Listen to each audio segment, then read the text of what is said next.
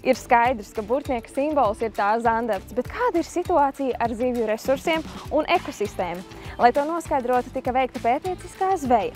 Par to plašāk stāstīsim nākamajā sižetā. Zinātniskajai zvejai pētnieki izraudzījās dažādas vietas ezerā, lai varētu pilnīgāk novērtēt, kas tad tajā mīt. Pēc tam kopā arī ar apmaiņas programmas studentiem no Taizemes zivis tiek šķirotas, mērītas un svērtas. Šķirojam zivis pa sugām dažādām. Mēģinām atšķirt pličus no plaužiem. Viņi tādos šajās garuma grupās izstās ļoti, ļoti līdzīgi. Visvairāk asari, zandarti, raudas, un tad arī no pārējām sugām ķīši, pliči, kā jau minējām, un arī ir vīķis šeit spainītī. Zinātniskai zvejai mērķis ir līdzīgi, kā mēs savu veselību ik pa brīdim pārbaudam. Tā ir tāda regulārā asinsaina, ko mēs pārbaudam, kādā stāvoklī ezers šobrīd ir. No tāda ekoloģiskā un arī saimniekošanas viedokļa. Iepriekšējā reizē šāda zinātniskā zveja Burtniekā bija pirms 5 gadiem. Bet pirms 3 gadiem Valmieras novada pašvaldība noteica ierobežojumus rūpnieciskajai zvejai, gan samazinot tīklu limitu, gan nozvejas daudzumu zandartiem un līdekām. Tas tad arī ir viens no iemesliem šim pētījumam, lai uzzinātu, kā šie ierobežojumi ir ietekmējuši zivju resursus. Ir uz pusi samazināti zvejas limiti, tāpat makšķerniekiem kaut kādi papildus ierobežojumi bijuši ieviesti. Tiek katru gadu veikta zivju nārstu vietu izpļaušana. Dažādi šādas mazās lietas, bet kas kopumā tomēr varētu atstāt kopumā diezgan lielu efektu. Ja domājam par nākotni, tad nākamā gada beigās beidzās rūpnieciskās zvejas tiesību līgumi. Aiznākamajā gadā ir jāpieņem jauns makšķerēšanas nolikums. Tā kā, gatavojoties šiem notikumiem, arī tad iegūstam šobrīd to zinātnisko pusi, kas tad mums tajā ezerā ir mainījies iepriekšējo 5 gadu laikā. Tātad šīs izpētes rezultāti ļaus vērtēt, ko mainīt vai nemainīt ezera turpmākajā apsaimniekošanā. Katrā ziņā šeit mēs iegūstam vismaz to materiālu, uz kā balstīties, no kā tad arī skatīties tālāk, domāt, ko kā mainīt. Noteikti arī makšķerēšanas nolikuma sakarā noteikti tiks iesaistīti arī paši makšķernieki. Galvenās diskusijās par to, vai ir kaut kas jāmaina vai nav.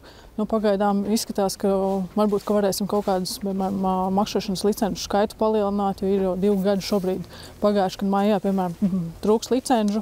Tā kā laiks rādīs. Lai varētu izvērtēt zivju resursus, pētnieki apzina arī zvejnieku un makšķernieku lomas. Tas, kas ir tās problēmas, ko mēs jūtam, ir tieši ar licenču nodošanu. Ir viegli nospiest pogu, ka neko nenoķēra, kaut gan patiesībā šie lomi ir, kas arī mums īstenībā iedod nepareizus datus un arī liek izdarīt varbūt kaut kādā brīdī nepareizus secinājumus līdz ar to. Galvenais jau, kas interesē makšķernieks, ir līdaks un, protams, burtnieka zandarts, kas tiek vērtēts kā galvenā ezera bagātība. Zandartu ir salīdzinoši daudz, ir arī vairāki, kas ir, piemēram, bijuši 72, 74 centimetri, tie bija tie lielākie, kā arī 40-50 centimetru garuma grupās. Ir diezgan daudz bijuši. Pirmā sajūta ir, ka ar zandartiem, piemēram, ir palicis vēl labāk nekā bija 5 gadus atpakaļ.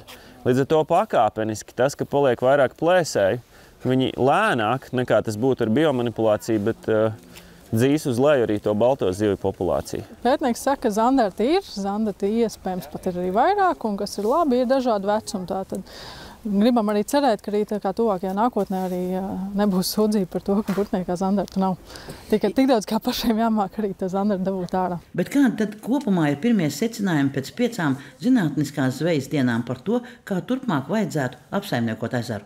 Pirmie secinājumi, ka prieks skatīties. Burtnieks ir viens no ezeriem Latvijā, kas ir gan prasmīgi apsaimniekots, teiksim, sākot jau no elementāri no tā, ka tiek kontrolēts tas, ka nav malu zvejas, un beidzot ar to, ka ir veiksmīgi sadzīvo makšķernieki un zvejnieki, kas, teiksim, 10 gadus atpakaļ, kad es personīgi ar savu komandu te biju pirmo reizi, tad tā nebija. Tad bija riktīgs kašķis. Un no ekoloģiskā viedokļa ezers ļoti labā stāvoklī, ir daudz plēsēju, kas ir svarīgi pēc tās vienkāršās analoģijas, ja ir mežā vilki, tad stirnu populācijas tiek kontrolētas, un tad to balto zivju daudzums kontrolēts. Makšķernieks priecīgs, zvejnieks priecīgs, ekoloģiskais stāvoklis labs, prieks atgriezties. Tas, kas ir, manuprāt, noticis, ka cilvēki ir kļuvuši apzinīgāki, cilvēku tā vides apziņa ir augusi, cilvēki ir kļuvuši vienkārši godīgāki. Vairāk makšķernieki, vairāk laiž zivis vaļā, zvejnieki tiek kontrolēti. Man ir milzīgs prieks, pēc 10 gadiem teikt, ka šobrīd tādu būtiskas izmaiņas tajā, kā tiek ezerā saimniekots, mūsuprāt, nav nepieciešams. Galvaslēdziens zinātniskajai zvejai būs,